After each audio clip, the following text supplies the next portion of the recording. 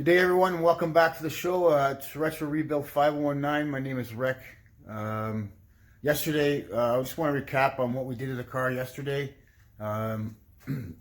We worked on the car quite a bit.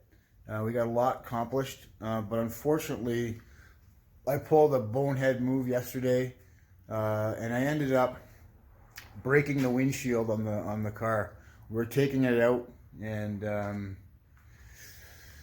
I got a little impatient and end up breaking it up. And the funny part about it is that Ron and I, my brother-in-law, were taking the windshield out. It was kind of the end of the day, and we kind of were tired, and we had done a lot to the car, and stupidly, we decided to take the windshield out. Now, it's not that hard of a thing to do. Basically, all you got to do is break the seal around the windshield with an X-Acto knife or a wire or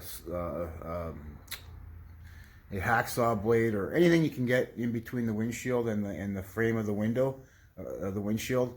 And unfortunately, we got most of it scored.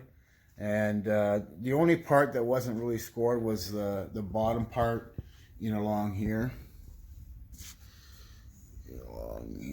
along here. And it's funny because I just got done giving him heck for rushing, and because he was like basically trying to pull the windshield out before the bottom was scored, and I told him to slow down, and literally in him transferring the weight of the windshield to me, and then getting the knife, and before he could get the knife back up, I pushed the windshield up a little bit so he could get the knife in, and basically it cracked. So not very good, not very good. So just to kind of show you what happened, I'll come outside here. I already loaded it on my trailer to take to the dump, and I'll show you what happened here.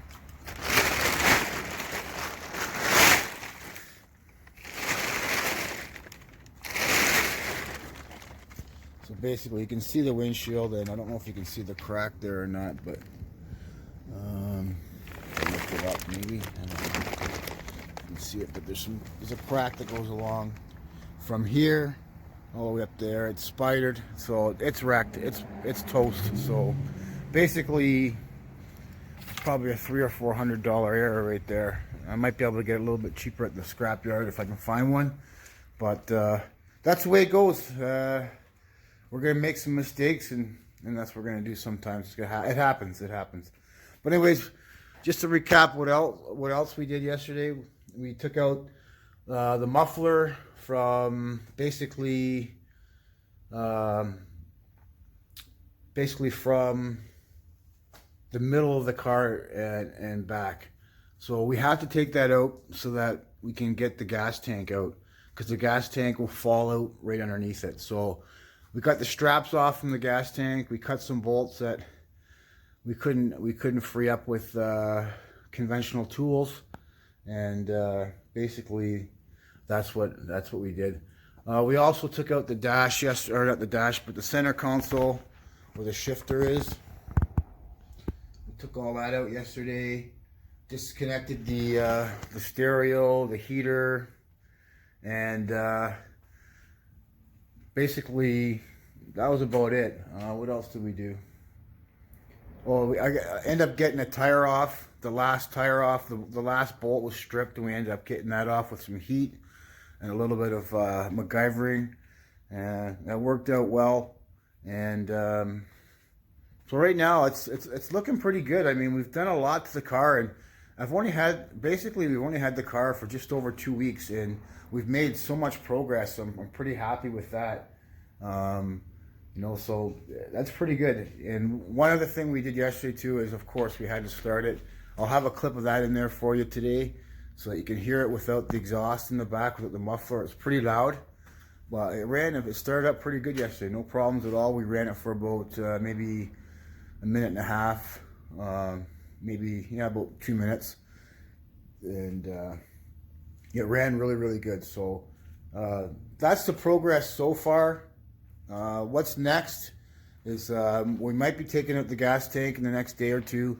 to get that completely out. We want to clean out the inside of the gas tank, make sure that any like rust or contaminants that have been sitting in the gas tank for 9 years now in the field. So make sure that gas, when we put new gas in, it's nice and clean, so we're not clogging up carburetors with debris, with dust or debris and particles that have passed through the gas lines and through the gas tank. So that's about it for today. It's not a big video, but I think it's important to keep you updated all the time on what's going on. And we're really excited about where we're going with the car. We have a lot of plans for it. It sounds really nice. The mechanicals seem to be pretty good. So I guess the next step is going to be a gas tank, and I'll probably take out the rest of the dash. That's probably something we have to do.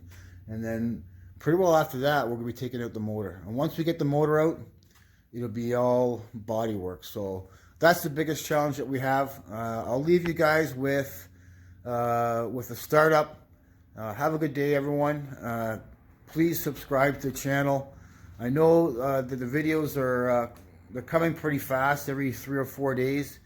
Please go back and take a look at each video so you can see how the progress that we've made. And I would really appreciate it. And if you find it entertaining, or if you have any comments, not too many people have left any comments yet, please leave some comments. Maybe there's something I'm not doing right, or something that you'd like to see more of. Maybe you'd like to see us more working on the vehicle, rather than just telling you what we've done so far. But let us know. It'd be great to know what your feedback is. Anyways, again, my name's Rick. Thank you for watching, and welcome to the channel if you're new. And have a nice day. Here we go. Cold start for the day.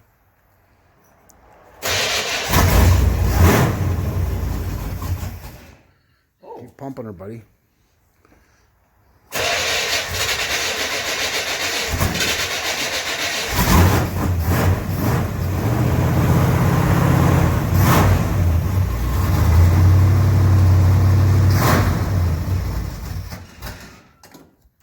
Maybe she's not sucking gas in.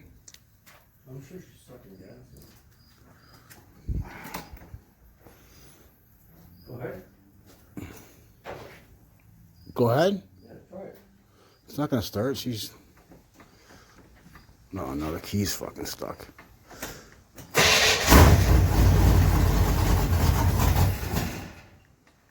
she's got a nasty bark in the back, I'll tell you. Oh.